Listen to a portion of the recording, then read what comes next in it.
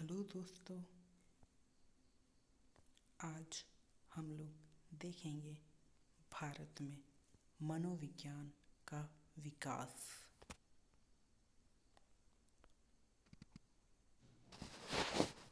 तो हमारे मनोविज्ञान का जो आधुनिक काल है वह कलकत्ता विश्वविद्यालय के दर्शन शास्त्र विभाग में 1915 में प्रारंभ हुआ और यही काल है जब हमारे भारतीय मनोविज्ञान का प्रथम पाठ्यक्रम आरंभ किया गया था, वो भी कलकत्ता विश्वविद्यालय में। और इसी दौरान क्या हुआ कि जो मनोविज्ञान है उसका प्रयोगशाला भी स्थापित किया गया और इसी काल में ही और इसी विद्यालय में मनोविज्ञान का एक विभाग का भी स्थापना हुआ और 1938 में व्यवहारिक मनोविज्ञान का भी प्रारंभ हुआ। तो इसी वजह से 1958 का जो समय है उसको आधुनिक मनोविज्ञान का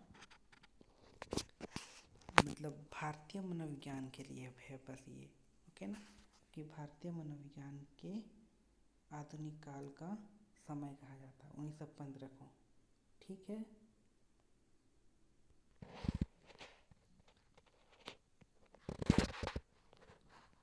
डॉक्टर एन सेनगुप्ता,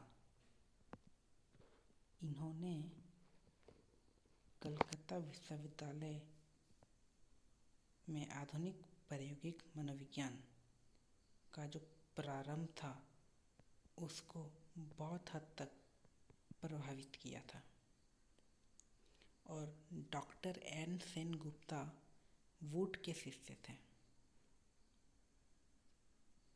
उन्होंने वुड के दृष्टिकोण को अपनाया था। उसके बाद प्रोफेसर गिरेंद्र शेखर बोस, इन्होंने भारत में मनोविज्ञान के आरंभिक विकास को प्रभावित किया था। और प्रोफेसर गिरेंद्र शेखर बोस ने 1922 में इंडियन साइको एनालिटिकल एसोसिएशन की स्थापना की थी।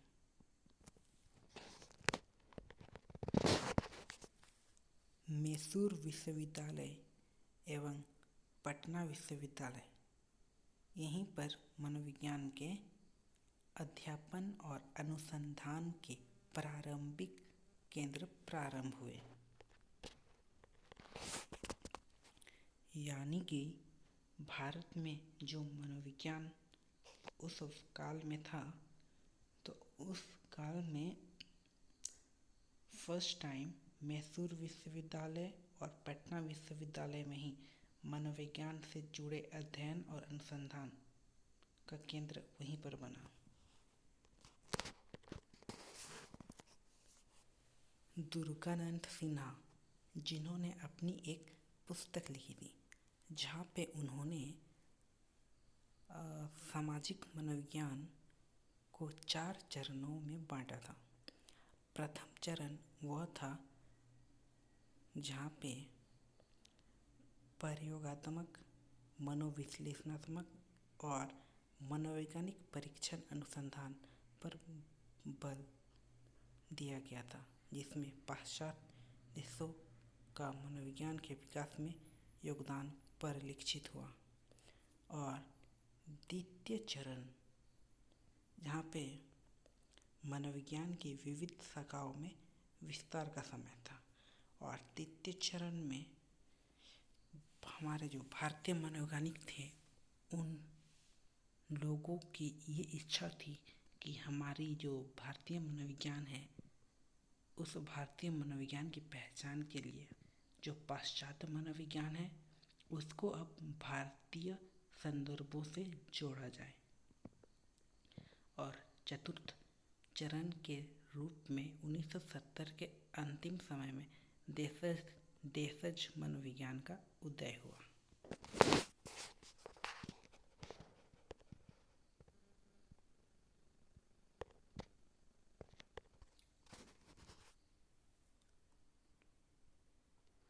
भारत के जो मनोवैज्ञानिक थे उन्होंने पाश्चात्य ढांचे यानी कि जो पश्चिमी दृष्टिकोण था उसको नकार कर उन्होंने इस चीज़ पे बल डाला कि नहीं यार, अब बस हो गया कि अब हम अपने जो भारत है उस एक भारतीय दृष्टिकोण को अपनाएंगे और भारत में जो समस्याएं हैं, जो दिक्कतें हैं, अब उसके आधार पर हम अपना एक दृष्टिकोण का विकास करेंगे। और यहीं से स्टार्ट हुआ देशज मनोविज्ञान का विकास या फिर उदय,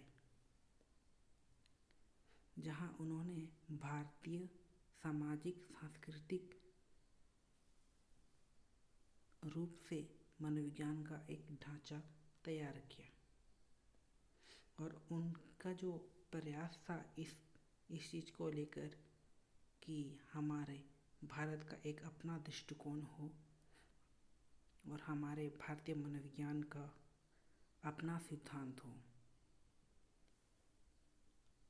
तो इसका प्रयास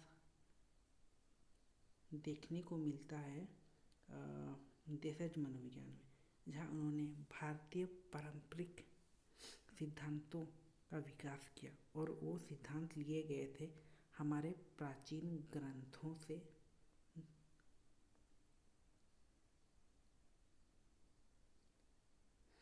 और इस तरह से भारतीय मनोविज्ञान एवं समाज के लिए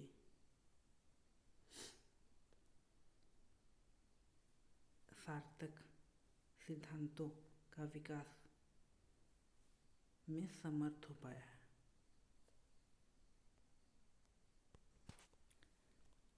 और इसी के साथ अभी हमारे जो भारतीय मनोविज्ञान है उसमें नए अनुसंधानों को शामिल किया जा रहा है, जिसमें तंत्रिका, जैविक और स्वास्थ्य विज्ञान इत्यादि से जुड़े हुए विषय हैं।